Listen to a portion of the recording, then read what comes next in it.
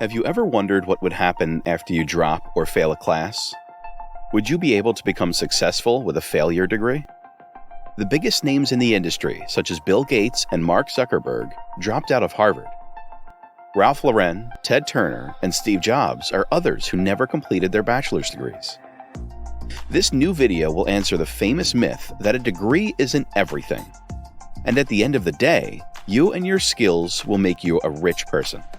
So grab some notes and be prepared to get motivated by the failed students who got rich with just their business ideas and willingness to succeed.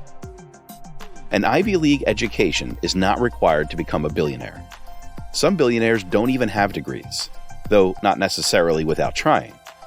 Like Facebook CEO Mark Zuckerberg, some left out to concentrate on their businesses, while others achieved success after leaving school, like Uber co-founder Travis Kalanick. These billionaires left many universities, including Harvard, UCLA, and the City College of New York.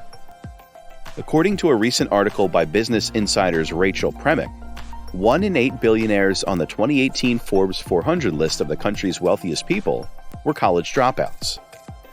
Most people believe that extraordinary intelligence is necessary for business. That is untrue. In my analysis, most successful individuals began as mediocre pupils. This research demonstrates that a high IQ is not required for success because academic achievement and IQ are connected. When it comes to achievement, having a high IQ can frequently work against you. High IQ people have an easy time succeeding academically.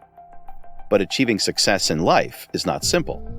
It is rife with traps, barriers, failures, and errors. One needs persistence, mental toughness, and emotional toughness to overcome these obstacles and succeed. You are pushed to the limit, both physically and emotionally, by its pursuit. You probably remember hearing from your parents or other family members when you were younger that getting good grades in school was essential for success. The key to getting into a prestigious institution that would provide you with the best education and ultimately a high-paying job would be those good grades. While this advice may have been good years ago, it is becoming increasingly clear that those who differ from the norm are the ones who prosper. At the same time, the educated spend their entire lives in financial mediocrity. In actuality, school isn't what it once was. When I was growing up, earning a college degree meant investing in an affordable education that would provide a very reasonable starting salary in the workforce that would only increase over time. However, times have changed.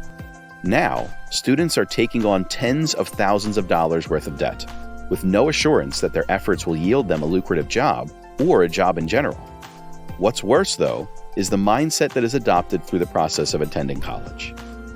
This indoctrination is the catalyst of why going to school and striving for good grades leaves people in worse financial positions than they ever intended. Putting money into school is only making people poor. And I think the following aspects can summarize those detriments. If you look closely at many of the most successful people, you don't see that they didn't necessarily have the highest GPAs or most esteemed degrees. They distinguished themselves by adopting unconventional ideas. Individuals we will refer to as C students are more successful than high academic achievers or A students because they employ this mode of thinking to bring new ideas to life. They are, in essence, more creative thinkers. They might not be the best at recalling facts from a textbook, writing essays, or taking notes during lectures, but in no way prevents them from succeeding. We frequently observe that those less attracted to academics tend to be more creative and original. The top 1% of successful people learn how to be brilliant in a way that school could never teach you, which is why original thinking is such a remarkably prevalent quality in them. You see, most occupations aren't designed to encourage original thought. A task is handed to you, and you are supposed to finish it. Until you retire, you repeat this pattern every day, for years on end. This not only makes you disengaged at work, but it also won't make you wealthy. Rich people have ideas and utilize their waking hours to make those ideas a reality. Like Steve Jobs with the iPhone or Bill Gates with a personal computer, realizing your ambitions can make you tremendously wealthy. Keeping risks to a minimum is frequently a focus for high academic achievers. They choose to follow the traditional path of attending school finding employment, and working for 40 years before retiring because of this. Unfortunately, this route doesn't make many people wealthy. On the other hand, the risk takers aren't afraid of failing or concerned about coming off badly. They are in a prime position to create companies that will alter the world and make them wealthy because of their willingness to fail. Take Richard Branson as an example. He was unafraid to take a shot at several ventures others would consider foolish, such as founding his airline or private aerospace company. And straight-A students frequently make this grave error. They are terrified of the dangers of becoming an entrepreneur, so they attach their potential future earnings to any job they can get. The typical educational system has the potential to diminish this risk appetite, which is yet another reason why getting good marks won't make you wealthy. When you have the mindset of a high achiever, your accomplishments become the foundation of your sense of personal worth. You may reassure yourself that you are making progress in life with each A you receive on your report card and each honor you receive. Unfortunately, these grades truly mean nothing after college, but your enthusiasm does.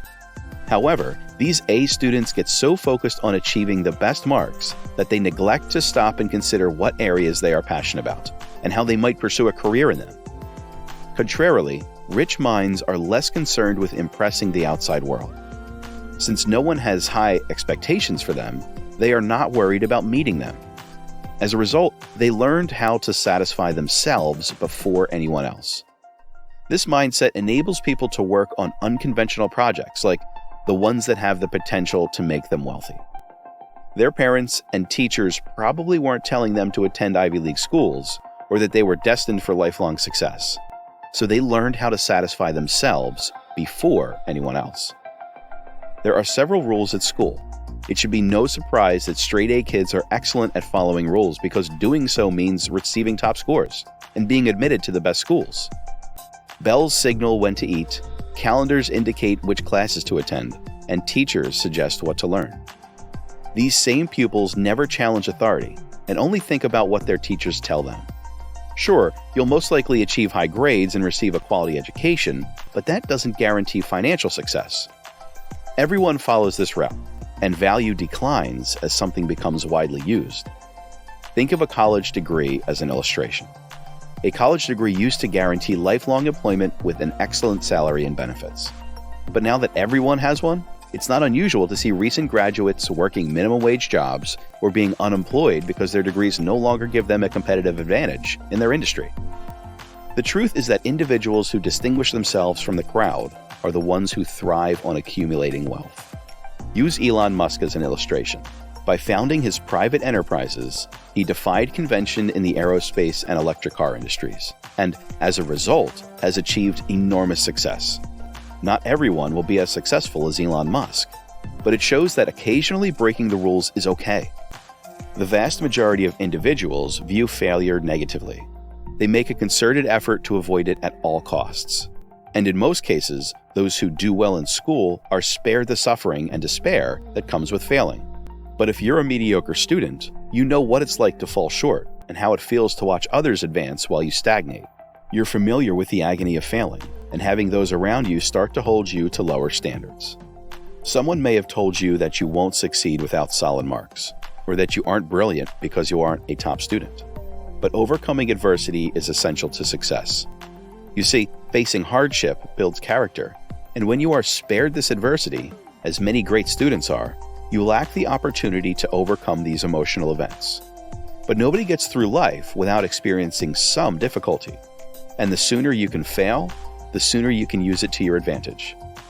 For this reason, C students frequently succeed more than A students, because after experiencing enough failure, they aren't afraid to try new things and veer from the norm, which, as I've already mentioned, is frequently how you get rich.